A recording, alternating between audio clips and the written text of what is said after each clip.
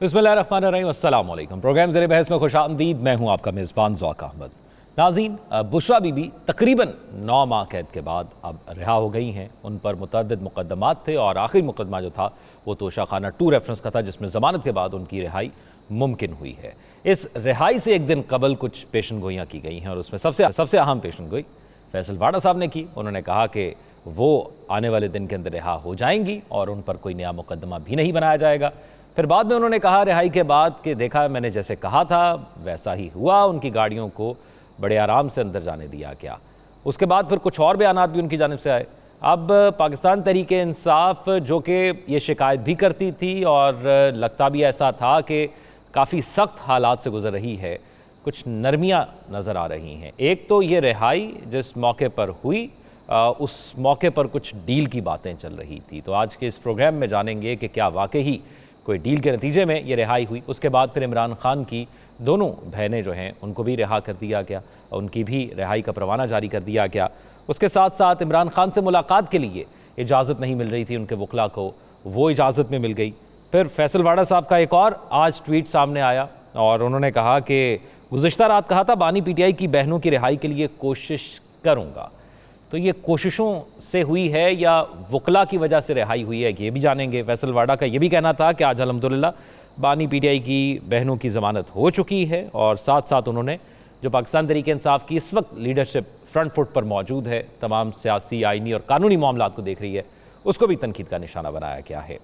Programme में हमारे साथ मौजूद हैं नजम साकिब साहब, राव खालिद साहब, रशीद साहब, तीनों सीनियर तज्ज़ियाकार हैं। नजम साकिब साहब, सबसे पहले ये जो रिहाई हुई है, इससे पहले कि हम बात करें कि बुशरा बीबी रिहा होने के बाद क्या सियासी किरदार अदा कर सकती हैं और क्या पार्टी को लीड कर सकती हैं, क्योंकि वो लाहौर की बजाय या इस्लामाबाद स्टे करने की बजाय वो पेशावर चली गई हैं। उससे पहले ये रिहाई जो है वो कानूनी तौर पर मुमकिन हुई है या किसी की सिफारिश पर मुमकिन हुई है, क्योंकि फैसल वाडा साहब कह रहे हैं बार बार। देखिए, ये कानूनी तौर पे हुई है, किसी की सिफारिश से हुई है या अल्लाह की तरफ से हुई है, इसको रखते हैं एक तरफ। असल चीज़ ये देखिएगा कि क्या बुशरा बीबी की रिहाई पीटीआई की किसी प्रोटेस्ट में थी कि जी उनको रिहा करें, उनको रिहा करें। इस पे ज़रा सोचेंगे ना आप तो आपको पता लगेगा। जब मैं 1-2 हुकूमत के बड़े ओहदेदारों से आज मेरी मुलाकात हुई, मैंने उनसे पूछा, मैंने कहा जी ये बताइएगा कि बुशरा बीबी को आपने रिहा कर दिया, बहनें भी खान की जो हैं रिहा हो रही हैं और भी कुछ थोड़ी सी ढील वील है, तो क्या है? तो उनमें से एक साहब ने मीर का एक शेर मुझे सुनाया। अच्छा। कि नाहक हम मजबूरों पे तोहमत है मुख्तारी की, चाहे हैं सो आप करें, हमको अबस बदनाम किया। अच्छा, ये अबस का जो लफ्ज़ है ना, ये ज़रा मुश्किल है। इसमें यानी अबस का आप यूँ समझिए, सिर्फ पंजाबी में नहीं कहते एवें ही, यानी हमको एवें ही बदनाम किया, चाहे हैं सो आप करें, हमको अबस बदनाम किया। तो ये मैंने आपको उनका मुख्तसर बताया, जिससे पूरी सूरत हाल वाज़ेह होगी। अभी आपने फैसल वाडा साहब का जिक्र किया, मैं इनसे बड़ा मुतासिर हूँ। अच्छा, देखिए, मैं तारीख का स्टूडेंट हूँ और मैंने नॉस्ट्राडामस को बहुत पहले बहुत बचपन में पढ़ा था, जो कि पेशन गोइयाँ करता था। आज से 200 साल बाद ये होगा, 100 साल बाद ये होगा। तो मैं ये समझता हूँ कि फैसल वाडा पाकिस्तान के नॉस्ट्राडामस हैं। और अगर आपको पता करना है वाकई कि जी किस जगह पे क्या हो रहा है, तो उनसे 2-3 सवाल जवाब कर लें। वो इतने ज़्यादा मतीन हैं, वो इतने ज़्यादा फ़तीन हैं, वो इतने ज़्यादा समझदार हैं और बहुत ही ज़्यादा खुश अखलाक हैं। वो आपको बता देंगे जी परसों ये होने वाला है। राइट। तो ये होगी फैसल वाडा पे बात। देखें, पीटीआई के लिए ये जो बुशरा बीबी की रिहाई है या खान की बहनों की रिहाई, इसकी कोई सियासी अहमियत या कदरों कीमत इसलिए नहीं है कि अगर पीटीआई को देखे तो वो तो चाहेंगी डॉक्टर यास्मीन राशिद रिहा हों, ताकि वो बाहर आके कोई 1-2 स्पीच करें। आप नोट करें कि बुशरा बीबी जो हैं वो सीधी गई हैं केपी। शायद उनको ये ख़तरा था कि कोई और वैगन ना आ जाए, कोई और एक केस ना आ जाए, तो इससे पहले मैं ज़रा किसी सेफ हाउस में, किसी जगह पे जहाँ पे मैं महफूज हूँ, पहुँच जाए। तो वो तो पहुँच गई। अब ये जो आपने सवाल किया है, उसके जवाब में एक और चीज़ भी मेरे दिमाग में आती है, और वो ये है कि पीटीआई के अंदर जो खलफशार, जो इन फाइटिंग हमें नज़र आती रही, और पीटीआई में ये जो ख़ासतौर पे अली अमीन गंडापुर साहब का इधर आना, प्रोटेस्ट करना, केपी हाउस में जाना, फिर उधर से वापस अचानक असम्बली में आ जाना, फिर बड़ी बड़ी बातें करना और टाई टाई फिश, ये सारा कुछ जो है इस मैदान में यानी बुशरा बीबी आ रही हैं।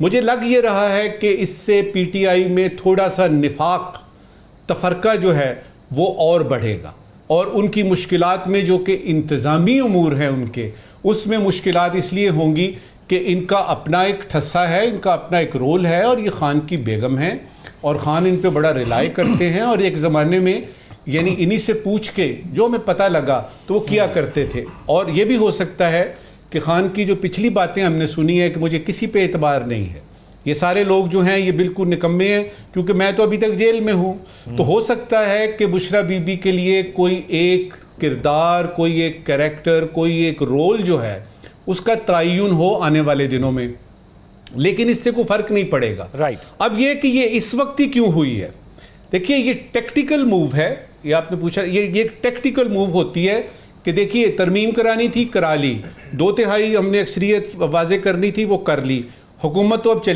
चलेगी हुकूमत, तो फिर थोड़ा सा ढील दे देते हैं। और इस वक्त ये आखिरी बात, जब से ये पता लगा है तो लोग कह रहे हैं जी कि डील हो रही है कि पता नहीं ढील दी जा रही है। मेरा ज़रा थोड़ा सा इससे मुख्तलिफ है नुक्ता नज़र मेरा ये है, ना ये डील हुई है ना ये ढील दी जा रही है, ये दलील दी गई है। और वो दलील क्या है? दलील वो ये है, ना ये ढील है ना ये डील है, ये दलील है। वो दलील ये है कि हुकूमत हमारी है, हम जब चाहेंगे तरमीम करवा लेंगे, हम जब चाहेंगे कि किसी को छोड़ना है तो छोड़ देंगे। तो बॉटम लाइन क्या निकली कि अयूब खान से लेके सारे दौर देख लीजिए, नवाज शरीफ साहब के दौर देख लीजिए, बेनज़ीर यानी शहीद का दौर देख लीजिए, खान साहब का अपना दौर देख लीजिए, इन सारे अदवार में हमने एक चीज़ कॉमन देखी, वही जिस दलील की मैं बात कर रहा हूँ कि जिसकी लाठी है उसकी है भैंस, और जो वो चाहेंगे वो करेंगे। हमको अबस बदनाम किया। राव खालिद साहब, आप भी ऐसा ही समझते हैं कि ये एक दलील दी गई है और बताया गया है कि हाँ जब हम चाहेंगे, जिसको चाहेंगे वो हो जाएगा, बाहर आ जाएगा, और जब तक चाहेंगे अंदर रह जाएगा। दूसरा, मेरिट पर जिस तरह पाकिस्तान तहरीक इंसाफ के वकला कह रहे हैं कि मेरिट पर ये रिहाई हुई है, तो और भी मेरिट पर आने वाले दिनों में फैसले होंगे इस तरह के? देखिए, मेरिट नाम की चीज़ तो मेरा ख्याल है नापैद है हमारे यहाँ। वैसे ही किसी शोबे में चले जाएं आप, उसमें मेरिट तो अगर है भी तो वो फिर रूल ही रहा होता है मेरिट भी, क्योंकि उसका आपने देखा नहीं कमी। बहरहाल पाकिस्तान की सियासत के जो असरार व रमूज़ हैं वो ऐसे हैं कि आपके सामने सारी चीज़ें हो रही होती हैं, एक एक चीज़ का आपको पता होता है, उसके बावजूद आप ये कन्विंस नहीं कर पाते किसी को कि ये इस तरह से हुआ है। भले वो मोहतरमा बेनज़ीर भुट्टो नवाज शरीफ के दूसरे दौर में मुल्क से बाहर चली जाए अचानक, उसमें भी बहुत सी बातें थी उस वक़्त। भले नवाज शरीफ 2000 में चले जाए अचानक, जद्दा चले जाएं, या फिर 2019 में लंदन चले जाएं। तहरीरी मुआहिदा था 2000 का जो मंजर आम पे भी आया, जिस पे सिग्नेचर्स भी मौजूद थे, इसके बावजूद भी पता चला कि जी ये डील हुई थी कि नहीं हुई थी, क्या हुआ था क्या नहीं हुआ था, ज़बरदस्ती भेजा गया हमें। और मोहतरमा कुलसूम नवाज साहिबा ने उस वक्त कहा था, मुझे याद है मैं वहाँ मौजूद था जब वो घर से निकल रही थी जाने के लिए एयरपोर्ट, कि खुश रहो अहले वतन हम तो सफ़र करते हैं। तो अब अहले वतन तो खुश नहीं रहे, जो सफ़र कर गए वो हमेशा ही खुश रहे। हम अंग्रेज़ी वाला सफ़र करते रहे, वो उर्दू वाला सफ़र करके खुश रहे। तो ये मामला ऐसे है, इनमें साजिश का आंसर, कंस्पेरेसी थ्योरी, आप कुछ भी उसमें दलील निकाल लें, डील निकाल लें या डील निकाल लें, तो वो सारी चीज़ें ये चलती रहती हैं। लेकिन कुछ फैक्ट्स हमारे सामने जो हैं वो ये है कि पीटीआई का जो ओवरऑल जो तरमीम के हवाले से रवैया ओवरऑल था वो बहुत ड्यूबियस रहा।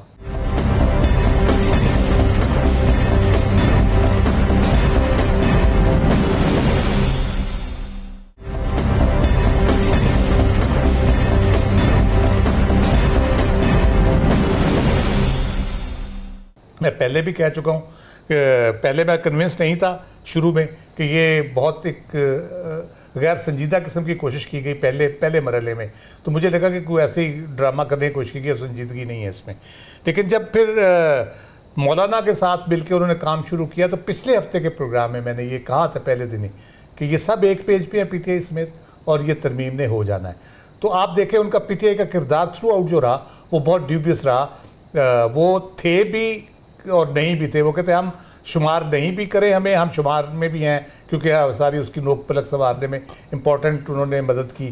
फ्लोर ऑफ द हाउस पे मौलाना फजलुर रहमान ने उनके मुंह पे बताया कि ये बिल्कुल राज़ी हैं, लेकिन बावजूद वोट नहीं दे रहा। और वो वजूहत खुद गौर साहब ने बताई कि हमारे लोग पकड़े हुए हैं, हमारे साथ ज्यादती हो रही है, रिहाई नहीं। लेकिन ये बुशरा बीबी की जो रिहाई है, आपको लगता है राव साहब इसमें जो है वो इस्लामाबाद में एक जलसा मौखर किया गया था, वो सुबह के टाइम 7 बजे मुलाकात हुई इमरान खान साहब से, फिर उसके बाद एससीओ कॉन्फ्रेंस आई, उसमें भी एहतजाज मौखर कर दिया गया, फिर आईनी तरमीम के हवाले से भी कोई एहतजाज नहीं किया गया, तो रिवॉर्ड के तौर पर आपको लग रहा है कि दिया गया?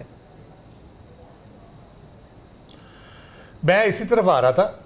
उसके बाद आप दूसरा स्टेप देखें, उस सारे अरसे में जब ये तरमीम का वावेला मचा हुआ था और सारी चीज़ें हो रही थी, इमरान खान साहब का राब्ता मुनक़ता कर दिया गया। किसी किस्म की भी कम्युनिकेशन उनकी नहीं हो पा रही थी। अगर उनकी कम्युनिकेशन हो पा रही होती तो मुमकिन है वो कोई बयान, मैं नहीं कहता कि वो हिस्सा थे इस पूरी साजिश का जो की जा रही थी, उनका कोई भी बयान इस पूरे ये तरमीम का वो बेड़ागर्क कर सकता था। वो कोई भी ऐसी बात कह देते, उसके हवाले से कोई ऐसी बात कर देते। लेकिन आप देखते पीटीआई ने बड़े खुशू व खुजू से उसकी सपोर्ट की। इमरान खान ने तो एक ही बयान दिया था कि ये ज़िंदगी और मौत का मसला है, ये जो तरमीम है, तो उस पर तो पीटीआई ने अमल नहीं किया। उसके बाद आप ये सीरीज़ ऑफ इवेंट्स, ये तो अभी बुशरा बीबी की रिहाई हुई है ना, आज वो मोहतरम अलीमा खान साहिबा की और उनकी बहन की रिहाई जो हुई है, वो भी इसी से आप लिंक कर लें। उनको पकड़ा क्यों गया? पहली बात तो एट फर्स्ट प्लेस वो थी पुरअमन थी, और कोई मेरा नहीं ख्याल अगर पकड़ा भी गया था तो दूसरे दिन जैसा उनको छोड़ सकते थे, उनको भी रखा गया तरमीम पास होने तक अंदर, और फिर आज रिहाई उनकी दी गई। आगे किस किस्म के मामला चलते हैं? अब शाह महमूद कुरैशी साहब की बात सुनते हैं, इवन जैन कुरैशी साहब का भी उसमें से लापता हो जाना और उनके बारे में शुबहात पैदा होना, उसको भी उससे लिंक किया जा रहा है। तो बुशरा बीबी की जो रिहाई है, क्या बाहर आके वो कोई अहम रोल प्ले कर सकती हैं? कोई राब्ते का रोल प्ले कर सकती हैं? कोई सियासी मामलात में कोई रोल प्ले कर सकती हैं? मेरा ख्याल है ऐसा कुछ नहीं है, सिवाय इसके कि इमरान खान साहब को कोई एक कह ले कि CBM दिखाया गया है, ये कॉन्फिडेंस बिल्डिंग मैयर है कि जी बुशरा बीबी को रिहा कर दिया गया है, तो उससे शायद कुछ चीज़ें जो पहले नहीं हो पा रही थी वो उनमें आसानी हो जाए, उनसे मुज़ाकरात किसी लेवल पे सियासी या दूसरे मुज़ाकरात शुरू हो जाए। राइट। लेकिन आगे जो मंजर आगे चल रहा है, जो मज़ीद आईनी तरमीम के हवाले से बातें चल रही हैं, तो वो जब होंगी तो फिर शायद सही बात खुलेगी। लेकिन मानना किसी ने नहीं है। अगर डील हुई है या कुछ भी हुआ है, तो ये कोई नहीं मानता। हम 70 साल से यही देख रहे हैं, होती है लेकिन मानता कोई नहीं है कि जी नहीं हमारी तो कोई डील नहीं हुई। ठीक है साकिब बशीर साहब, ये फरमाइएगा, आज कोई मसरूफियात की उस तरह की कोई अपडेट सामने नहीं आई बुशरा बीबी साहिबा की, और फिर पहले लाहौर, पहले बनी गाला, फिर लाहौर, और उसके बाद फिर पार्टी ने फैसला किया कि उनको KP के ले जाएं, और जैसे नजू साकिब साहब भी कह चुके हैं, राव खालिद साहब भी कह चुके हैं कि तहफ़्फ़ुज़ात शायद वहाँ पर दोबारा गिरफ्तारी हो सकती है। तो अब क्या अमली तौर पर ये जो पाकिस्तान तहरीक इंसाफ की सियासत है, जिसमें ये कहा जा रहा है कि कोई इस वक्त फील्ड में मौजूद नहीं है लीड करने के लिए, तो वो लीड कर सकती हैं? नहीं, वो पॉलिटिकली जब वो लीड करेंगी ऐसा तो कुछ भी नहीं होने वाला, क्योंकि आप देखें कि कल वो अडियाला जेल से जब रिहा हुई तो इवन उनकी कोई तस्वीर भी उस तरह नहीं आई। फिर बनी गाला, फिर लाहौर का प्लान था, फिर पेशावर भी गई, तो कोई उस तरह की उनकी तस्वीर वगैरह नहीं आई।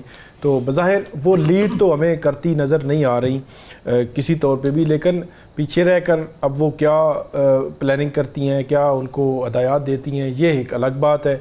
जो इमरान खान साहब हैं उनसे मुलाकात, उनकी आइंदा वीक 2 केसेस हैं अडियाला जेल में जिनमें वो भी मुलज़िम है, तो इसलिए उनकी मुलाकात जो है वो वहाँ पे होगी। अब वो मुलाकात होगी, फिर वो उनको कोई कम्युनिकेट करेंगे या ये बाहर की सूरत हाल जो है वो अपने तौर पर उनको बताएंगी। तो अब सिचुएशन थोड़ी सी मुख्तलिफ होगी। पहले PTI की पार्टी सिर्फ बताती थी, तो अब जो है वो उनकी जो अहलियाँ हैं वो भी उनको जो है वो सिचुएशन के हवाले से बताएंगी।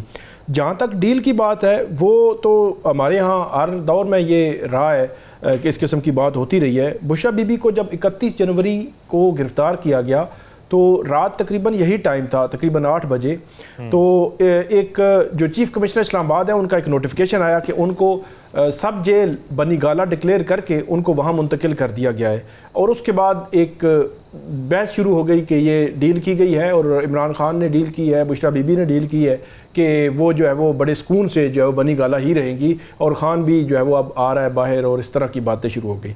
अगले दिन 1 फरवरी थी तो अडियाला जेल में पहली दफ़ा जो बुशरा बीबी है उसने टॉक की।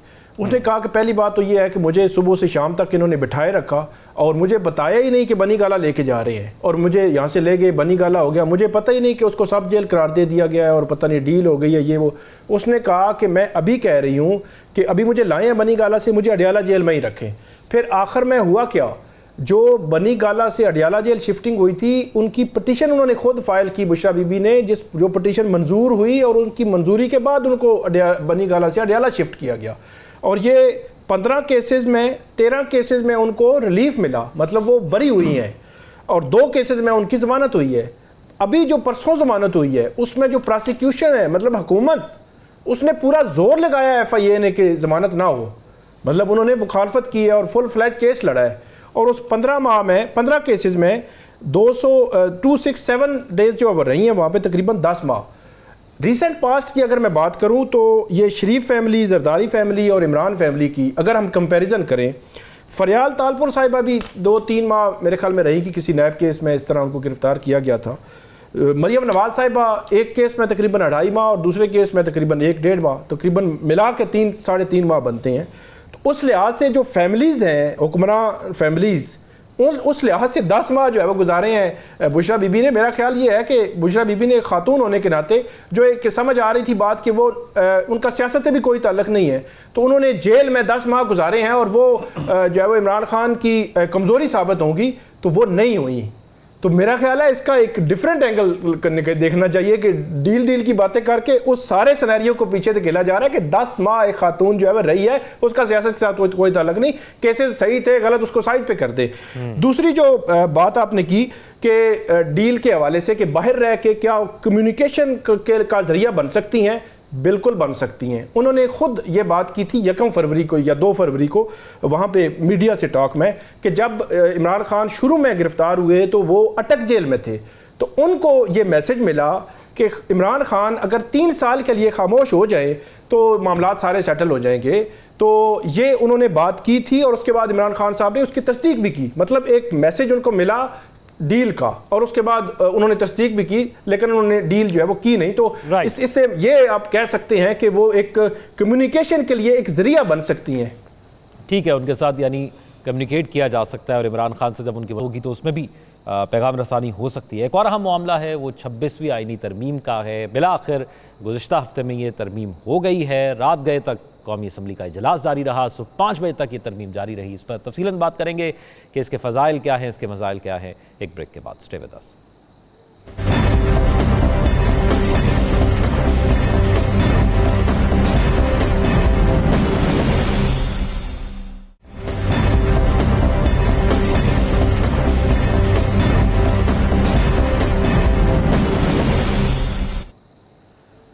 ब्रेक के बाद खुशामदीद नाज़रीन। 26वीं आईनी तरमीम का मैच बड़ा ही दिलचस्प रहा और अंपायर समेत अवाम भी बड़े शशोपंज का शिकार रहे कि आखिर क्या होगा। लास्ट बॉल पे बराबर हो गया स्कोर और फिर सुपर ओवर में इसका फ़ैसला हुआ और पाकिस्तान तहरीक इंसाफ इस तमाम प्रोसेस का हिस्सा रही और तमाम मुशावरत होती रही। वो कामयाब भी हुए। मौलाना फजल रहमान के साथ मिलकर 2 ऐसी शिकें थी जिन पर उनको एतराज़ था, उनको इस तरमीमी इस ड्राफ्ट से हटाने के हवाले से। और फिर हमने देखा कि कुछ लोगों के वोट ज़मीर की आवाज़ पर भी पड़े और उन्होंने अपने ज़मीर के मुताबिक हुकूमत को सपोर्ट किया और ये आईनी तरमीम मंजूर हो गई और ये आइन का हिस्सा बन गई।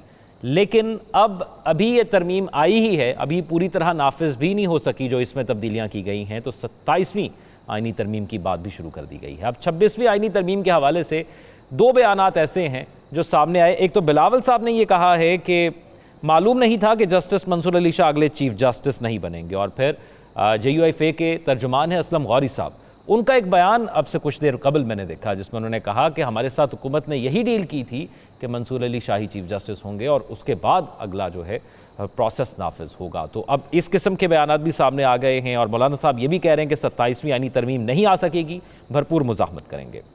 राव खालिद साहब, ये 26वीं आईनी तरमीम आई है, ज़रा इस पर थोड़ी रोशनी डालिएगा कि इसका कितना फ़ायदा और कितना नुकसान होगा। एक तो आपने 27वीं की बात की है, तो मुझे लग ये रहा है कि ज़मीर की आवाज़ की बात की आपने।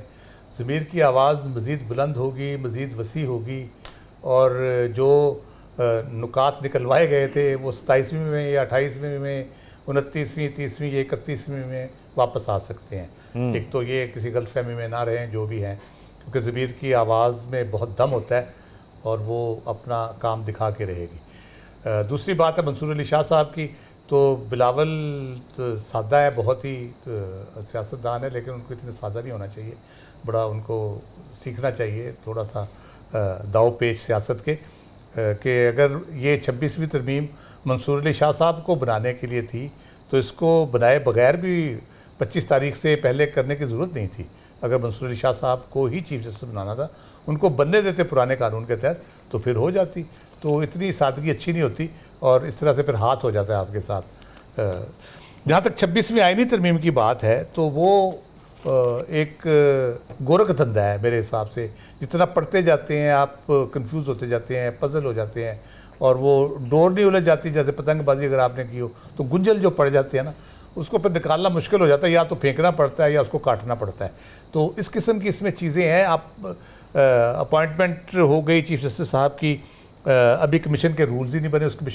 उस कमेटी ने अपने रूल्स बनाने थे जिसने अपॉइंटमेंट की है, रूल्स बनाने थे अपने खुद, और अभी तक रूल्स भी नहीं बने, कुछ भी नहीं हुआ, और वो अपॉइंटमेंट भी हो गई है। तो दूसरा गोरखधंधा इसमें रूल्स का एक इन कमेटी का ही नहीं है, जो कमीशन है वो अपने रूल्स बनाएगा। ये 2 सेट ऑफ रूल्स हो गए सुप्रीम कोर्ट के हवाले से। फिर तीसरी जो आईनी बेंचेस बनेंगे वो अपने रूल्स बनाएंगे, ये तीसरा सेट ऑफ रूल्स हो गया। तो ऑलरेडी सुप्रीम कोर्ट के रूल्स मौजूद हैं। तो इतने सारे जब रूल्स होंगे तो वो किस तरह से कैटर करेंगे सूरत हाल को, एक दूसरे के साथ किस तरह मिलके चलेंगे, स्पेस कैसे क्रिएट उसमें होगी, ये मुझे तो बहुत ही इंटरेस्टिंग ये सूरत हाल उसमें लगती है। फिर आईनी बेंचेस की तश्कील के हवाले से आप जब उसकी बात करते हैं, तो आईनी बेंचेस की तश्कील भी बड़ी इंटरेस्टिंग है। सीनियर 3 जज जो होंगे जजों में से, और 2 साथ उनके और सीनियर जज होंगे, जो 5 रुकनी बेंच कम अज़ कम आईनी बेंच बनाएंगे, और उसमें तमाम सूबों की बराबर नुमाइंदगी होगी। मरकज़ में तो चलो ये होगा, तो सूबों में किस तरह से होगा, तमाम ज़िलों की होगी या डिवीज़न की रिप्रेजेंटेशन होगी। फिर सूबों के हवाले से 202A में जो सूबाई बेंचेस की जो इस्लामाबाद हाई कोर्ट और बाकी 4 हाई कोर्ट्स में कॉन्स्टिट्यूशनल जो बेंचेस की तश्कील है वो बयान की गई है 202A अमेंड करके। अच्छा, उसमें एक बड़ी इंटरेस्टिंग है, सारा करके आखिर 7वीं शिक उसकी बताती है कि वो अभी इम्प्लीमेंट नहीं हो सकती। उसके लिए एक कंडीशन है, वो ये है कि जो इस्लामाबाद हाई कोर्ट के लिए सेनेट और कौमी असम्बली का मुश्तरका इजलास होगा, जिसकी अक्सरियत से रेजोल्यूशन पास की जाएगी, तो फिर वो इम्प्लीमेंटेबल हो जाएगी, उसकी तायीद जब कर देगी वो। इस तरह सूबों में हर सूबे में अलहदा असम्बली अपनी सिंपल मेजॉरिटी से वो रेजोल्यूशंस पास करेगी, तो फिर जाके वो इम्प्लीमेंट होगी। तो अभी उनके कॉन्स्टिट्यूशनल बेंचेस पता नहीं कब बनते हैं, उसमें भी वही चीज़ें इसमें मसाइल आ रहे हैं। फिर आ जाता है आपका सालाना कारकर्दगी का जायज़ा। वो हाई कोर्ट्स और शरीयत कोर्ट के जजों की होगी, सुप्रीम कोर्ट के जजों की कारकर्दगी 0 भी होगी तो कोई मसला नहीं है। तो बाकी तमाम जितने भी हैं उनकी कारकर्दगी का जायज़ा लिया जाएगा। अब फिर उसके बाद अपील की जो सूरत हाल है 185 के तहत 3 के तहत, उसमें लिखा गया है कि 175A की जो तरमीम की गई है कि जितने केसेस मौजूद हैं इस वक्त जिसमें आइनी और कानूनी नुक्ता दरपेश है, जिसमें रिजर्व सीट वाला भी हमने पहले जिक्र किया था, वो इमीडिएटली ट्रांसफ़र हो जाएंगे उनको कॉन्स्टिट्यूशनल बेंचेस को। और number of constitutional benches mention की गई, कितने भी बनाए जा सकते हैं, उसमें कोई लिमिट नहीं है उसकी।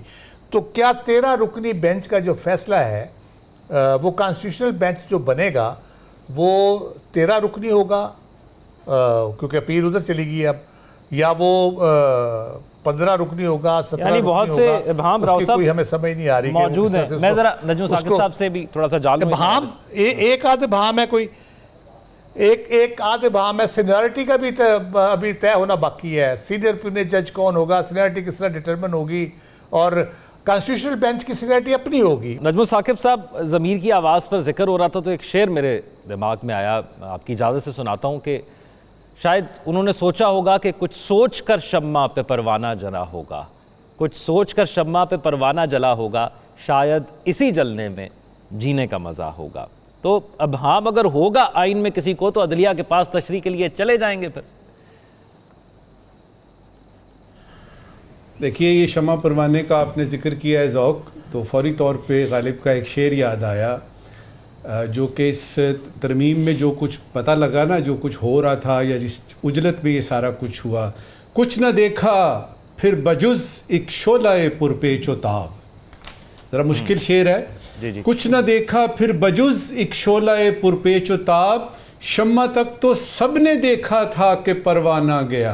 अरे वाह। यानी ये सब ने देखा कि कितने चक्कर लगे मौलाना साहब के, और फिर कितने चक्कर मौलाना साहब ने खुद लगाए, और फिर वो जो मुस्कुराहट थी उनकी जब उन्होंने नवाज शरीफ साहब का शेर दुरुस्त करने की कोशिश की, उसके औज़ान और उरूज़ की बात की, उस मुस्कुराहट में भी बहुत कुछ था। तो हमें तो पता ही नहीं चला, हमने सिर्फ ये देखा कि शम्मा की तरफ एक परवाना जा रहा है, फिर उसके बाद एक शोला सा ही नज़र आया, उसके बाद और कुछ नज़र आया नहीं। देखें, ये जो सुप्रीम कोर्ट है ना, कुछ लोग इसको चाह रहे हैं कि ये आइसक्रीम कोर्ट बन जाए। मैं दोबारा से कहता हूँ, ये जो हमारी सुप्रीम कोर्ट है ना, ये तरमीम वगैरह करके कि ये कोई आइसक्रीम कोर्ट बन जाए कि आराम से खाई जाए। उन लोगों को शायद ये पता नहीं है कि आइसक्रीम फिर रखनी पड़ती है फ्रीज़र में, फिर ये कि उसका गला भी ख़राब कर सकती है वो, उससे सर में दर्द भी हो सकता है। और फिर वो जो एक मिसरा है ना, आपने शेरों की बात की, एक और मिसरा दिमाग में आया जी। जिन पे तकिया था वही पत्ते हवा देने लगे। आप कैसे कह सकते हैं कि ये जो यानी चीफ जस्टिस इस वक्त बने हैं, ये आपकी बैक एंड कॉल पे होंगे, ये जो आप कहेंगे वो मान जाएंगे? ये आप कैसे कह सकते हैं? और फिर ये कि देखा जो तीर खा के कमीगाह की तरफ, अपने ही दोस्तों से मुलाकात हो गई। तकलीफ उन लोगों से होती है, दुख उन लोगों से होता है जो आपके दोस्त होते हैं। देखिए ना, अगर दुश्मन मुझे मार रहा है तो खैर है यार, उसने तो उसका तो काम है, दोस्त ही हैं जो कि तकलीफ पहुंचाते हैं। देखिए, 2-3 बातें क्विकली करना चाहूँगा क्योंकि वो बीच में ब्रेक भी आ गई, टाइम हमारे पास कम है। वैसे भी राव साहब बहुत सारा टाइम ले लेते हैं। जब आ जाए ये वक्त कि हमने फैसला कर लिया, तो फिर बेग, बोरो, स्टील, ये तीनों चीज़ें आती हैं और फिर हो जाता है। इस तरमीम में ये हुआ कि बेग और बोरो तक की बात गई। स्टील बकौल वो फैसल वाडा के डिक्की में उन्होंने कुछ रखे हुए थे, उसकी नौबत नहीं आई। बैग उन्होंने किया, मौलाना साहब को हमने देखा बैग किया, फिर उसके बाद बोरो किया, हमने MQM को देखा कि एक वफाकी वजीर उनके पास भी गए तो बोरो किया उन्होंने उनकी हेल्प को। स्टील का मौका नहीं आया। और अब ये जो आइंदा आने वाली हमारी तरामीम का हम शुनीद है कि आ रही हैं, उसमें हो सकता है स्टील का भी काम हो। क्विकली बताऊंगा इसके 2-3 नुकसानात क्या हैं, इसने जो मसाइल पैदा किए हैं, और इसके फ़ज़ाइल क्या हैं।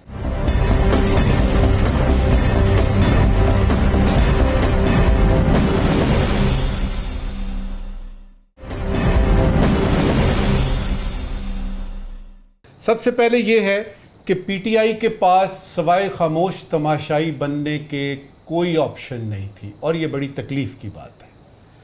सुप्रीम कोर्ट और आईनी बेंच में एक मुस्तकिल टेंशन रहेगी जो कि शवाहिद नज़र आ रहे हैं, और ये अच्छी बात नहीं है, इससे मसाइल में इजाफा होगा।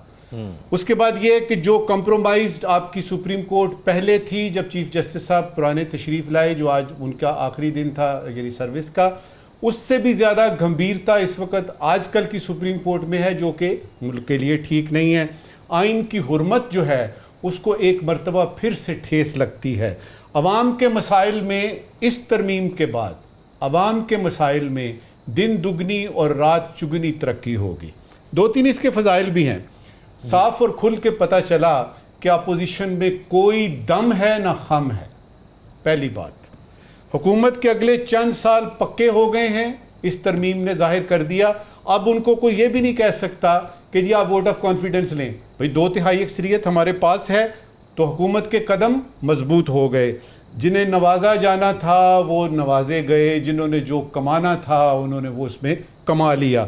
दुआ ये है कि जिस मकसद के लिए ये बेंच बनाया गया कि आईनी मसाइल और पार्लियामेंट्री अफेयर्स के मसले यहाँ जाएंगे, कॉन्स्टिट्यूशनल मसाइल यहाँ जाएंगे, तो जो बाकी रह जाएगी सुप्रीम कोर्ट, वो अवाम के जो इतना बैकलॉग है, इतने ज़्यादा केसेस पड़े हुए हैं, अल्लाह करे कि कोई ईद नस्सिरातल मुस्तकीम वाली बात हो जाए, कोई सीधा रास्ता नज़र आ जाए। कम से कम इस बहाने जो सबसे बड़ा फजल होगा ना वो ये होगा कि अवाम के सारे जो पड़े हुए हैं ना केसेस, वो एक एक करके तो हल होते जाएंगे। आमीन कहिए। आमीन।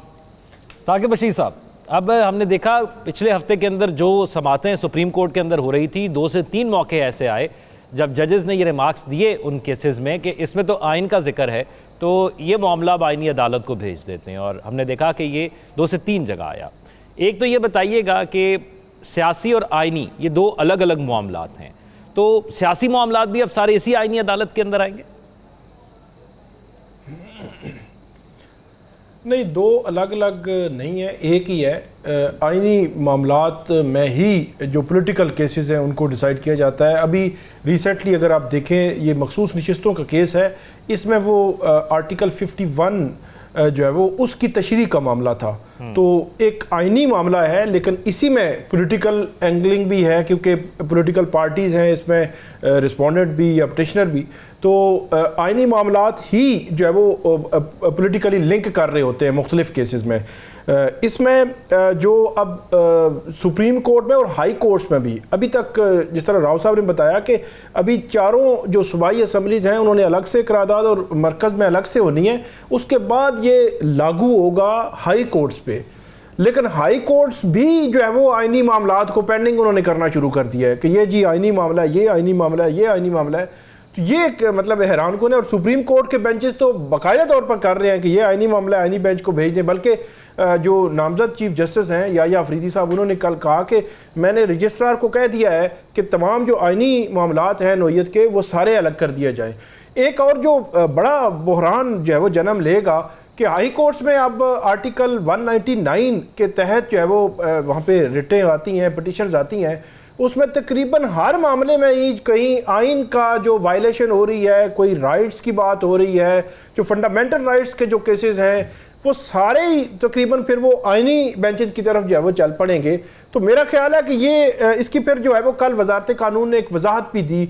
अब उनको वजाहत करना पड़ी कि इसका मतलब ये नहीं है, ये है। और सबसे बड़ी जो बात है कि जो जुडिशल कमीशन ऑफ पाकिस्तान है उसकी तश्कील ही मुकम्मल नहीं हो सकती। वो किस तरह, उसमें 3रे नंबर पे लिखा हुआ है कि जो कॉन्स्टिट्यूशनल बेंचेस का जो हेड होगा वो उसका मेंबर होगा। अब जो जुडिशल कमीशन है वो बैठेगा तो कॉन्स्टिट्यूशनल बेंचेस बनाएगा तो उसका जो हेड होगा वो उसका मेंबर आएगा ना, तो वो उसकी तश्कील ही मुकम्मल नहीं हो सकती। उन्होंने एक क्लास उनको लिखनी चाहिए थी कि पहला जो इजलास है वो कॉन्स्टिट्यूशनल बेंचेस का जो हेड होगा वो उसमें शामिल नहीं होगा, पहले इजलास के बाद जो है वो ये करके तो उसके बाद ये सिलसिला होगा। तो ये इसमें एक वजाहत तो उन्होंने की जी वो इस तरह होगा, तो पहले वे बैठेंगे। फिर उन्होंने हाई कोर्ट्स की वजाहत की। तो अभी मल्टीपल चीज़ें ऐसी हैं जो मुख्तलिफ जो माहिर कानून है, मेरी उनसे बात हुई तो वो बड़े सवालात उठा रहे हैं कि ये तो एक हो सकता है जो 27वीं तरमीम की एक बात कर रही है ना गवर्नमेंट के, वो अलग से लाएंगे, मुख्तलिफ तरमीम लाएंगे। नहीं, 27वीं तरमीम इसके लिए लाई जा सकती है कि इसमें जो फ्लॉज रह गए हैं उनको कवर करने के लिए, कि ये चीज़ें जो है क्लैरिटी नहीं है। तो इसलिए अभी बहुत सारे मामलात आने हैं। अभी मखसूस नशिस्तों का जो केस है वो कहाँ जाएगा? अब उसमें क्या है, ये बात हो रही है गवर्नमेंट जो साइड से आ रही है कि जस्टिस अमीनुद्दीन खान जो है वो बन सकते हैं, जो आइनी बेंचेस के सरबराह बन सकते हैं या आइनी बेंचेस में उनको लाया जाएगा। अब जस्टिस अमीनुद्दीन खान वो हैं जिन्होंने कहा कि मखसूस नशिस्तों का जो फैसला है ये गैर आइनी फैसला है, ये जो है वो इलेक्शन कमीशन पर बाइंडिंग ही नहीं है। उसको उन्होंने मतलब ये प्रोवोक किया कि ये ना माने जी इसको। तो वो जो मतलब उनका एक नोट है 2 जजेस का, अब वो आइनी बेंच के सरबराह बनेंगे, फिर वो आइनी बेंच आगे बनाएंगे। अब वो कौन सा होगा, फिर 13 जजेस ने वो केस सुना है, उसको कैसे जो है वो सुना जाएगा। फिर इसी के साथ साथ जो जस्टिस याया अफरीदी हैं वो चीफ जस्टिस जब कल बन जाएंगे तो उनके सामने 3 बड़े चैलेंजेस होंगे। नंबर 1 ये जो आपसे बात की है कि आईनी बेंचेस वाला जो मामला है। नंबर 2 फुल कोर्ट के लिए जो है वो जस्टिस जो चीफ जस्टिस काजी फाइसा थे उनको काफ़ी जो है वो खतूत लिखे गए तो फुल कोर्ट करें। तो नंबर 3 ये है कि इन आईनी तरमीम ये चैलेंज हो चुकी हैं। राइट। तो ये किस बेंच के सामने जाएंगी, क्योंकि फुल कोर्ट जुडिशियल साइड पे हो नहीं सकती। अब जो है वो जिस तरह आईनी बेंचेस का मामला हो गया है तो वो एक तीसरा चैलेंज होगा कि आईनी तरमीम अगर चैलेंज होती हैं तो वो कहां पे जाएंगी, कौन सा बिल्कुल ऐसे ही है, ये चैलेंज भी इसको किया गया। सुनेगा। मैं राव खालिद साहब एक चीज़ आपसे जानना चाहूँगा कि ये लॉयर्स मूवमेंट की बात की जा रही थी आईनी तरमीम जब इसकी बातें हो रही थी, तो अब लग रहा है कि वो होगी या अब ठीक है, अब जो हो गया डिसीजन हो गया वो भी नहीं हो पाएगी? मेरा ख्याल है अभी इनके इलेक्शन आ रहे हैं लॉयर्स के, उसके लिए ये एक दफ़ा शोर शराबा तो ज़रूर करेंगे, लेकिन असल बात यह है कि अगर चैलेंज हो गई हैं और उसकी हियरिंग शुरू हो जाती है तो फिर शायद वो मूवमेंट अभी सरेदस्त ना हो पाए उस तरह से जिस तरह वो एक्सपेक्ट कर रहे थे। लेकिन जो बार एसोसिएशंस नहीं बनेगी सुप्रीम कोर्ट की और हाई कोर्ट की, उसके बाद मेरा ख्याल है ज़्यादा इसमें जोश जज्बा आएगा, क्योंकि इम्कान यही लग रहा है कि जो लोग इस वक्त वोकल है ज़्यादा वो उनके ग्रुप्स हामिद खान साहब हो गए या और इस तरह के लोग जो हैं तो उनके ग्रुप्स के जीतने के इम्कान ज़्यादा हैं इस इलेक्शन में, तो वो फिर ज़्यादा इफ़ेक्टिवली वो मूवमेंट चला सकेंगे। लेकिन उस मूवमेंट चलाने के लिए इसमें जो मुझे बहुत बड़ी खामी इस तरमीम में नज़र जो आती है वो यही है कि जो गवर्नमेंट की कंट्रोल ज़्यादा हो गया है जुडिशल कमीशन के अंदर, जो कमेटी एक बनी है।